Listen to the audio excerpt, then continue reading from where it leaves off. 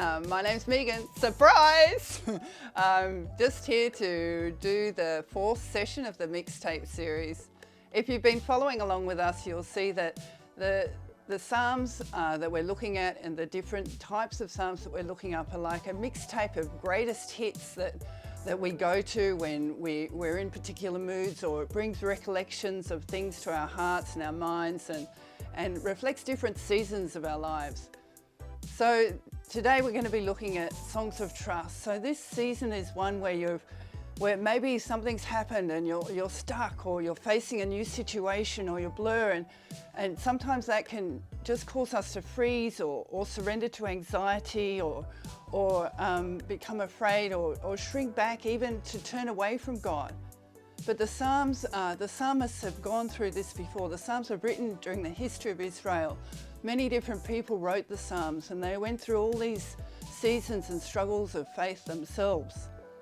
So we're able to see what the psalmist says. How do they relate to God and get through and make it victorious through this particular season in life? So today we're doing songs of trust. So there's a few things about songs of trust, a few elements that are repeated in these types of psalms.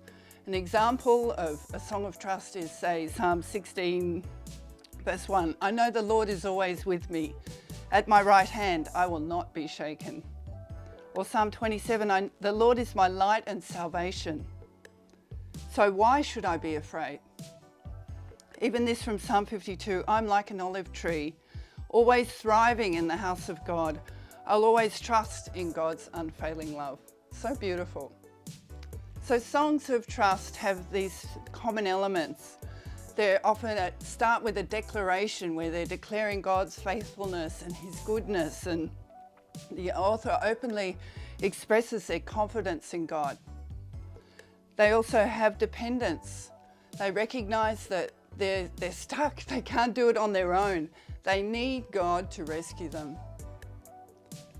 Then they recall. They think about things, what God's done in the past, His faithfulness. What's He done? He's come through for me last time.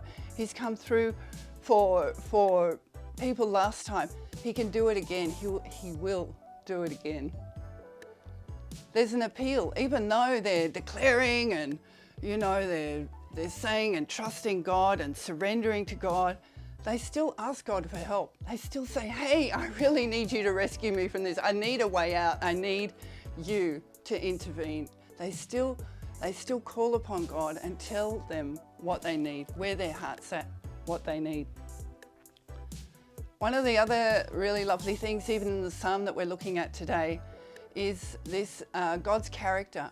So the psalmist will pull up particular things about God's character that he draws on and depends upon to help him through that time.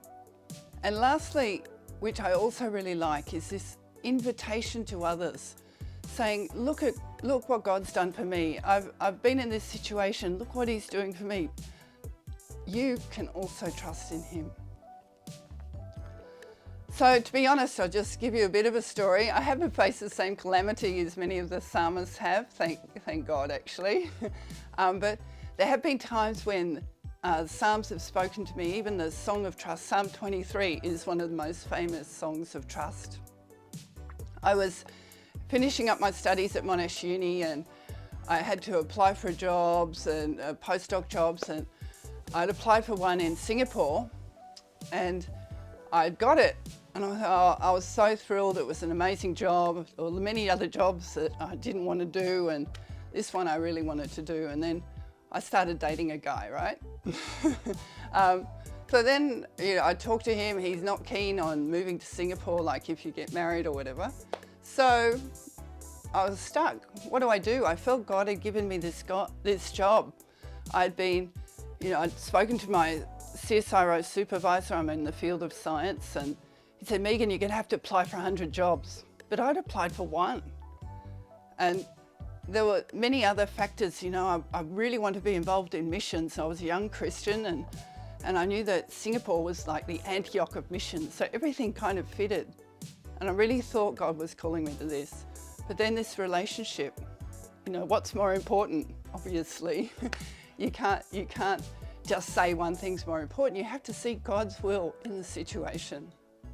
So that's what I did. I went before the Lord, and I remember sitting on my bed with my Bible open on my pillow and just saying, God, what should I do? You know, I'm happy to give up the job if that's what you want. I'm also happy to, I don't know, I just need your advice. And Psalm 23 verse 1 spoke very clearly. The Lord is my shepherd, you shall not want. I shall not want, I shall not want. But it spoke to me as you shall not want. And that could be interpreted in many ways, but I knew its meaning because it highlighted something in my heart that I didn't even know was there. And that was, I was afraid. I was afraid, like, if I went to Singapore, I'd miss out. I was afraid of, if I left this relationship, I would be alone. You know, there was many things I was actually afraid of, but God was reassuring me that He is my shepherd. He will provide. I shall not want. And it's been true. And I did go to Singapore. I ended the relationship, which wasn't right anyway, I have to say. Nice guy, but not right for me. And because I went to Singapore, I'm now at FGA, yay! So there's times in our lives where, you know, we seek God and He gives us guidance through the Psalms when we're stuck, and through Psalms of songs of trust. So I hope that as you look at Psalm 62 today, it's a great psalm. I looked through all the Psalms of trust and chose this one because it carries a lot of the elements that I've spoken about. And I want you to discover the richness of the Psalms for yourselves, even as you look at what does it say about God? What does it say about humanity? And how does that apply to my life? I really hope you have a wonderful discussion, and that you, along with David, who wrote the psalm, will say, "O my people, trust in Him at all times. Pour out your heart to Him, for God is our refuge."